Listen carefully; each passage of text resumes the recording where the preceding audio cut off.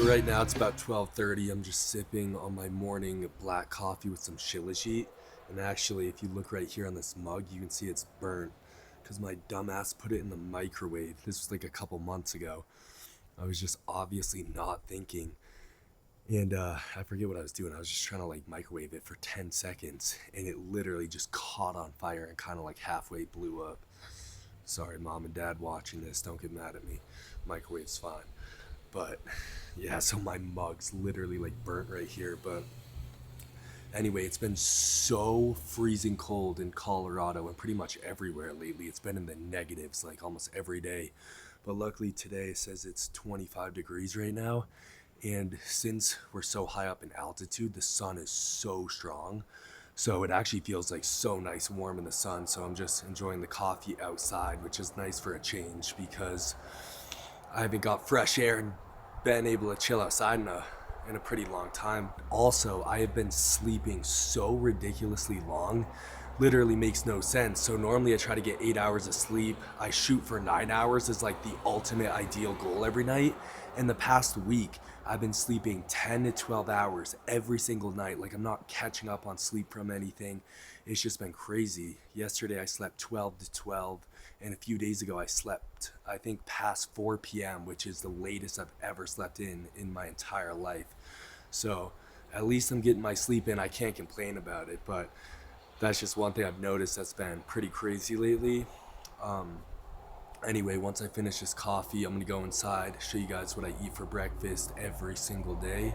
So yeah, I'm just gonna enjoy this and then you'll see what the first meal of the day is.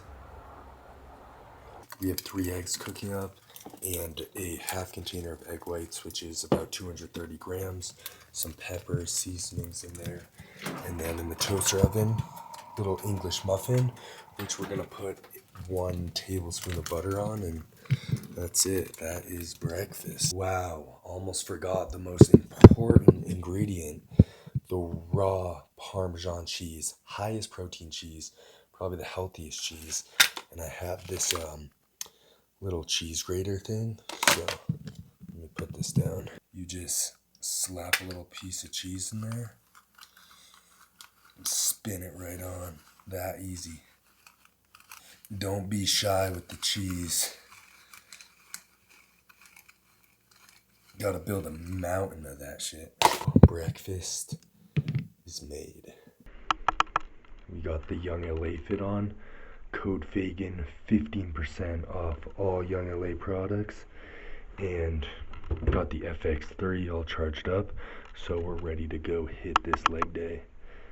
Let's get it.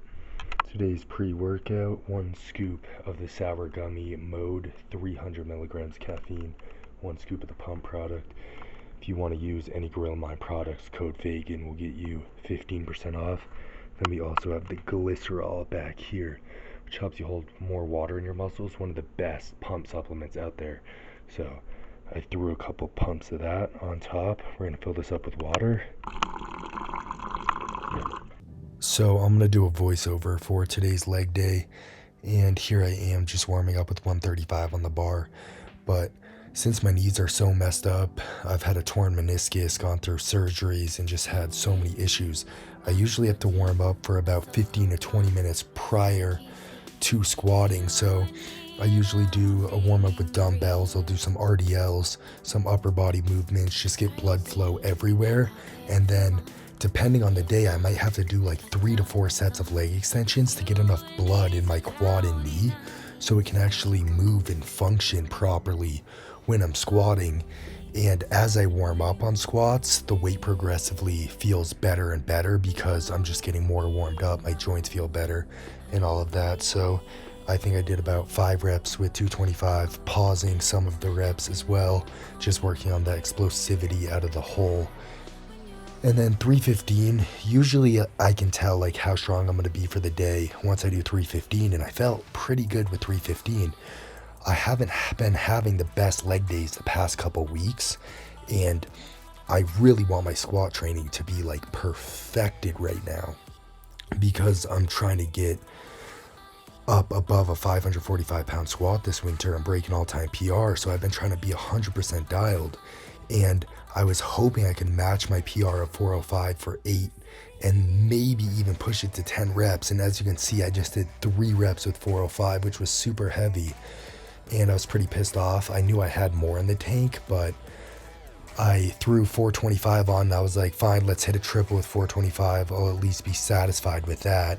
And I ended up doing 2 reps here.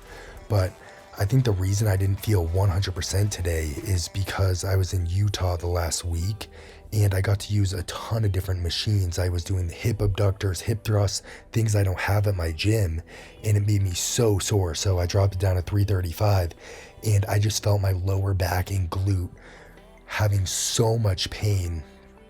And even though I felt good warming up and I thought I was fully recovered, I'm definitely not, because I kind of hit some muscles that I haven't been able to hit since I don't have that much equipment at my gym here in Colorado, since I lived up in the mountains in the middle of nowhere.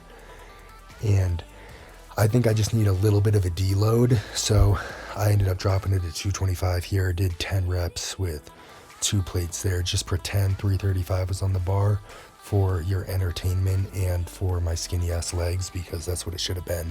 Then I came over to Smith machine, and I kind of like going more powerlifting on the actual squats, and then coming over to the Smith machine and going a little bit more controlled, closer stance for the quad. I'm doing a slight pause in the bottom here, and I was feeling a ton of tension on my teardrops and everything. So a little bit more bodybuilding focused, higher volume, 8 to 10 reps, really trying to build the mass.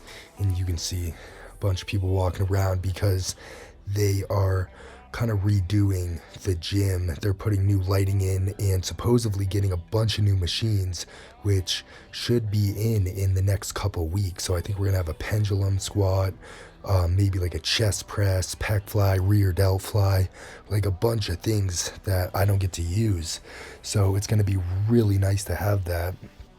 And after just once out in the Smith machine, I felt my glute hurting a decent amount, so I decided to call it on the squatting and just put more emphasis into the hypertrophy isolation movements like leg extensions, hammy curls. And you guys can see that I have a yoga mat on the leg extension here, and that's giving me about 3 to 4 extra inches of range of motion at the bottom, so I can really focus on that stretch position a bit more, which is ideal for hypertrophy. And I'm really slowing down, controlling the reps here. I think I did 2 sets of 12, and then I usually go into a double or triple drop set, or I'll do 3 sets into a double drop set. And then same thing on hammy curls, 2 or 3 sets of like 8 to 10, maybe 12 reps. And then I'll do a drop set of 10, drop it even more right into another set of 10 to 15, and then maybe even another set after that. Just absolutely destroy your hamstrings and quads. But you want those at least 2 to 3 initial really heavy sets where you're controlling the weight, and that's going to make the biggest difference. Then I went on to some RDLs, which I was going to finish off with, and I literally did 1 rep with 225 here, or 2 reps, and even though 225 is ridiculously light, my back and glute just couldn't handle it. And that's just the reality of how some days are going to be. So, I mean, not every day is going to be perfect. Even when I decide to film a YouTube video, I want it to be a good day, but this is the reality. Your training is going to have, you're going to have ups and downs with your training. You're crazy! You're fucking crazy! Get out! Get out!